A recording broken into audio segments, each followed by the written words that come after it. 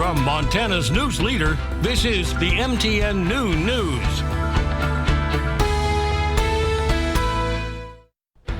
Good afternoon. Thanks for joining us on the Noon News. I'm Andrea Lutz. We all know Bozeman is changing, it's growing, and there are a lot of technological advances being made. We have the story of how fiber technology could be making its way into your home coming up. But first,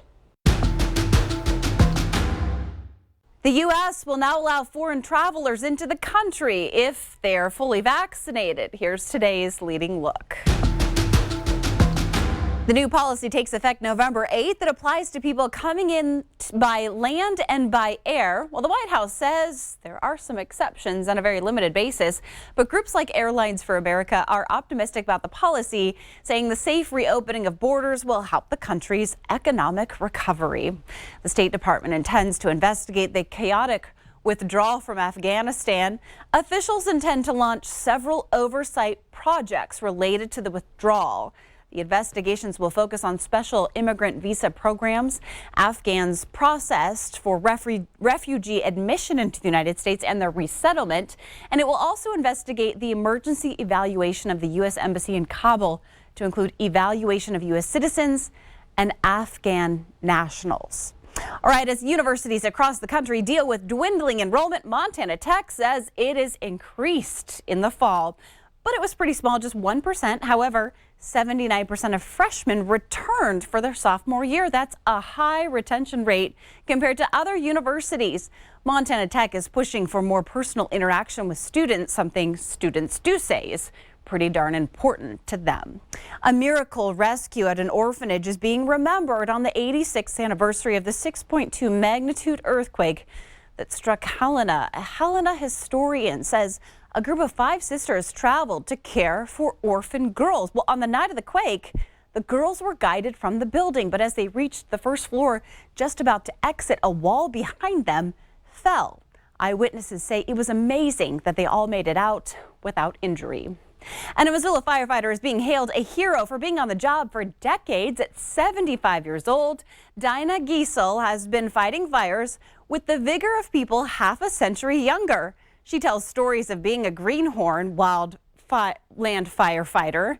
Now she's a fire trainer who still works the fire lines from time to time. She's pretty incredible. And that's today's leading look.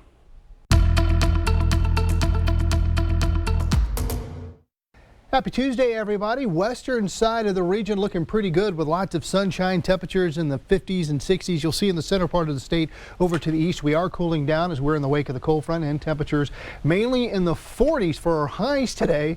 Now you take a look at that area of low pressure just skirting across the southern border of Wyoming, dumping a bunch of moisture right there in the heart of the state, giving us a chance of snow in the higher elevations, and that's where we have our advisories and our warnings today through tomorrow. Now, as this low gets farther away, it's going to take that moisture away, but maybe more moisture coming in from the west, at least for the western side of the state. We'll take a look at that with the main forecast coming up here in just a little bit. We all know Bozeman's changing, it's growing, and there's a lot of technological advances being made. My goal would be is that when you get our fiber in your home, you're not going to have a little spinning thing anymore. You're not going to have your movies interrupted. Recently, the Gallatin County Commission gave initial approval to the large-scale fiber optic project being carried out by Bozeman Fiber, a local startup company. I am the highway of the internet, so we're sort of level 2, so I provide the high-speed connections between the home, the business, and the internet. County Commissioner Joe Skinner says the commission gave their okay because they have experience with these types of bonds and they see the value in fiber services. Also enhances your ability to work from home.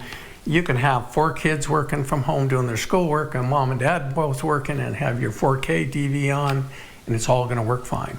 You're not going to have your Wi-Fi will be flawless. There's probably residents questioning why you would choose the fiber services if you already have a good internet connection. Well, Metzger says it gives the residents the ability to keep up in this rapidly changing world. There's a lot of people interested in fiber and the futuristic opportunities it offers. The signal that we'll be able to carry and the clarity of the signal is better than you'll get from a satellite, is better than you'll probably get going over land. And the big question, how much would this cost residents? There's no taxpayer money spent. As a matter of fact, the paperwork that's involved that the county has to do, the bond will pay them back for that. So this is at no taxpayer expense.